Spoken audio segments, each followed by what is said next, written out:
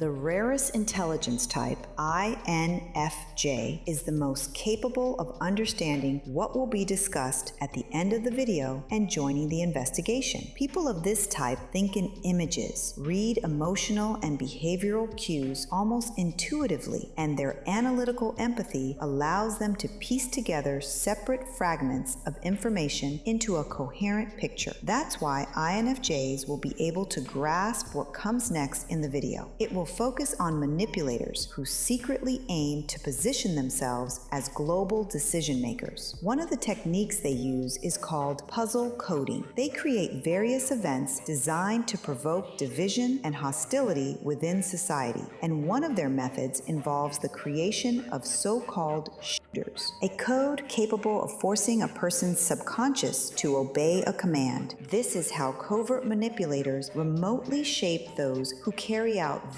the manipulator's orders while believing these thoughts are their own. A mental disorder or a personal factor is not the root cause of an extreme mass act. A weapon is merely a tool. Social isolation, lack of support, and an unrecognized psychological condition create the ground, and often a side effect of exposure to such codes. But the true trigger is the influence of specialized content or certain games that contain embedded special codes designed to bypass the conscious range of perception and go straight into the subconscious. There are real, organized mechanisms of covert influence on the subconscious that, through certain types of content, first induce bipolar disorder in a person's subconscious, then intrusive thoughts to inflict a particular action on others under the guise of justification or ideology, and ultimately an internal command to act. These are deliberately inserted code fragments hidden within various information or entertainment publications, videos, or games that appear unrelated on the surface but still affect the human subconscious. Over time, these code fragments assemble into a single directive within a person's subconscious, forming the final command to act. These codes are embedded intentionally and strategically into a specific category of people in a specific location. This is why the number of cases continues to grow in which the code has not fully formed, yet a person already commits an extreme act, usually not as large scale as an act carried out by someone whose subconscious has fully assembled all parts of the code. I once mistakenly believed, just like many of my colleagues, that the cause lay solely within the individual, until my trainees brought me the book, The School Shooting Epidemic: Who is Behind School Shootings? It contained the very information I had been missing throughout all my years of profiling, the key to understanding why deviants act the way they do. And here's what I realized. Those I have always tried to catch, and many of whom are already serving their punishment, are frightening, yes, and most of them operate alone. But far more terrifying are the covert manipulations orchestrated by an actual group of people whose goals are far greater than they appear at first glance. And they act not with their own hands, but through others, without their knowledge, covertly and silently issuing commands directly into their subconscious. If you're interested, we can investigate this phenomenon in our society together with your help.